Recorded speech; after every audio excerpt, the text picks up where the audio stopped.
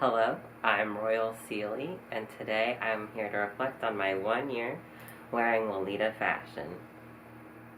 I first heard about Lolita fashion, it was when I was in middle school, around the late aughts, early tens, when an online friend of me shared a picture of them wearing an all-over Sweet Lolita print. And at the time, I really was into gothic, punk, and emo fashions. So seeing this all over sweet print really did not mesh with my sense of style. And it wasn't until a few years ago that Lolita fashion crossed my path, kind of at the perfect time. With the previous years, it really made me evaluate who I wanted to be as an adult. Growing up, self-expression through fashion was something that was really important to me. But somewhere along the way through college and graduate school, I had been made to feel like I had to give up this part of my identity, expression through fashion, in order to fit the mold, not only for my own safety, but also to be taken seriously. And if you're familiar with what it's like working, especially in America as an adult, since I don't know too much about what it's like in other countries, the uniforms are usually very plain. So plain button-ups, plain pants, and that's something that I found very stifling given how I used to dress as a teenager. It was kind of in the right place at the right time situation where this fashion just showed up on like a recommended video, and once I saw my first video of someone wearing the fashion, I was hooked. And I remember for weeks all I could think about was Lolita fashion and learning everything I could about it. I would watch any video I could find, courting videos, haul videos, videos of people just doing their own thing while wearing the fashion. And I was going through blog posts when I couldn't watch videos if I was like on break. And it was something that quickly took over much of my day-to-day thought. And what really made me take the leap into Lolita fashion was going on Metamorphosis website and seeing their Patissiere in the Forest series for pre-order. And that was in early August of last year. And immediately I was enamored, and I pre-ordered my first Lolita dress and set, which I am wearing the JSK of here and the brooch here. And the brooch here. So, since it's a pre-order, you usually have to wait at least a couple months, sometimes up to a year, before you get that piece, which gave me the perfect amount of time to start assembling all of the other items I would need to court it with.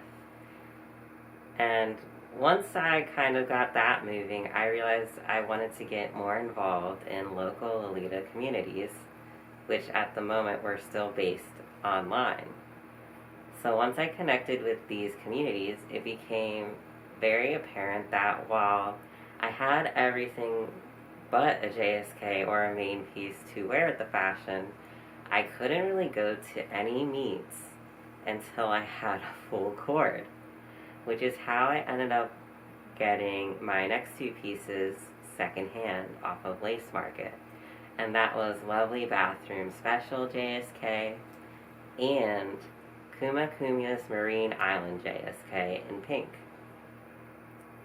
And something I didn't realize about Lovely Bathroom is it's kind of a controversial one, or at least it garners some kind of opinions. But I think that tends to be more towards the cut of the original one. But when I saw it, I was just so excited because I thought I love bath and skincare products. I love any kind of like relaxation spa thing. So when I saw Lovely Bathroom, it was like hearts immediately. Like, oh, I see myself in this print. And the first time I ended up wearing Lolita fashion out, I couldn't sleep at all the day before. I remember my partner and I had planned sort of a softball run of me going out in the coordinate just to go pick up breakfast and a tea at a local French bakery. And I remember being so nervous and so excited that I just couldn't wait. So hopefully I'll put in a picture of my cord here. And while there's things I would change about this cord, I don't necessarily think I would wear it in quite the same way. I think for the nostalgia of how great I felt in it, and that experience of, I don't know, it just really solidified my love of the fashion. I loved the way I looked in it. I loved the way I felt in it. I liked taking the time to put the pieces together into something more whole. And after that, I felt like I was ready to go to my first meet. And in order to make sure that a meet happened, I actually organized my first meet at an aquarium. And if you're someone that wants to organize a meet and you're kind of nervous, I would recommend doing something more easy like museum or an aquarium, where you don't usually have to call to make a reservation. That way it's easier for people to kind of come and go as they're able to. After meeting some of the local Lolitas, it really added a whole nother layer to this fashion and the experience while wearing it. As an adult, it's kind of harder to meet people that have similar interests as you, depending on what those interests are. And by being into Lolita fashion and meeting other people also interested in the fashion, that kind of gave us a nice foot to start off with.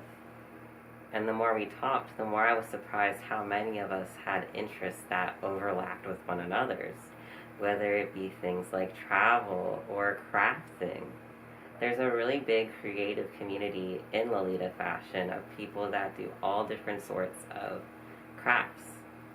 I'm someone that likes to draw and write myself, so to meet other artists as an artist was really exciting, and it was the first time in a while that I felt really connected to a group of other people, especially as an adult. Outside of meets, I tend to wear Lolita fashion whenever I can. So when I used to work from home, I'd wear it at least a couple times a week.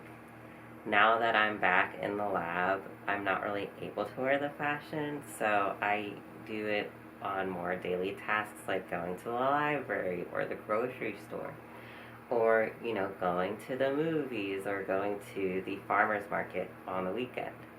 If there's a way I can work in wearing Lolita fashion in my free time, I try to, just because it feels closer to who I am and how I want to be seen.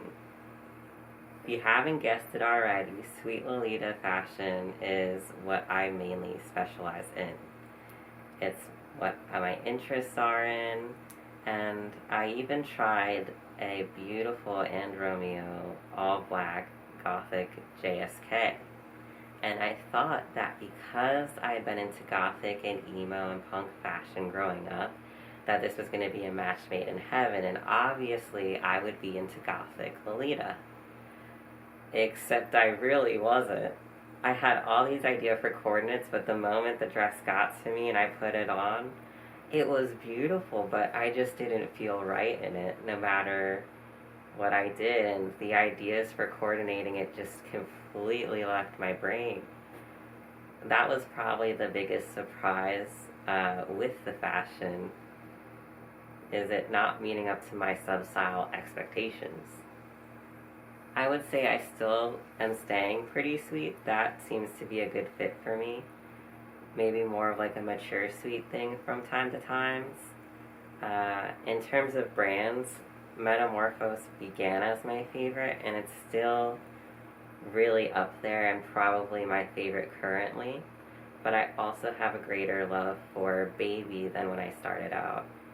And Angelic Pretty is one of those brands that I think got hyped up about with every article and like blog posts that I read, all the videos, I thought, okay, they must be doing something right. And like I looked at the recent releases of Angelic Pretties and it just didn't connect with me.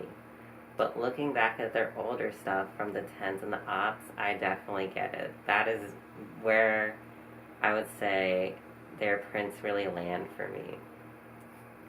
How has my fashion changed over the year? Well, I've definitely learned a lot more. And if I look back at my first coordinate wearing Lovely Bathroom, I remember buying a lot of these blouses in different cuts and colors, like the short and long sleeve versions, because they were really popular online when I was first assembling my pieces. And I really thought, okay, like these blouses will get me through anything. One black, one white, one in a different color. And since it was cropped and I'm kind of someone that runs warmer, it'll be really comfortable. And I saw blouses at the time as an ends to a mean. They were a way for me to cord and to wear my main pieces, but I wasn't going to pay that much attention to it, right? This kind of changed as I got more integrated in the community, especially with a local comm member that wears a lot of beautiful old school pieces. And I started to notice that blouses are more than just an ends to a mean. They can really elevate a cord. And the cut of it, the color, the little details like the lace and even the buttons can do a lot to really make a cord shine. And while there's nothing inherently wrong about these blouses, they just weren't my style. They had more of a hime feel to them, and I don't really wear hime. I really edited that wig a lot because I felt like I was getting hidden in it. So it's really not something that I think meshes with the rest of my wardrobe. And slowly over time, I've been paying more attention to acquiring blouses that are maybe a better quality and a better fit for my cording likes and dislikes, and slowly filtering out some of these items I got when I was still fresh and figuring things out. Advice for other newbies as a newbie would be to do as much research as you can into Lolita fashion before you join any big communities and before you invest in any part of the fashion. Because while Lolita fashion can be budget friendly, it all kind of adds up, especially if you're on a limited income. So in order to do this, I really recommend looking up things like Lolita fashion or EGL fashion and watching as many videos or reading as many blog posts from as many different people as you can. Because everyone has a different way they like to cord and a different perspective on the fashion.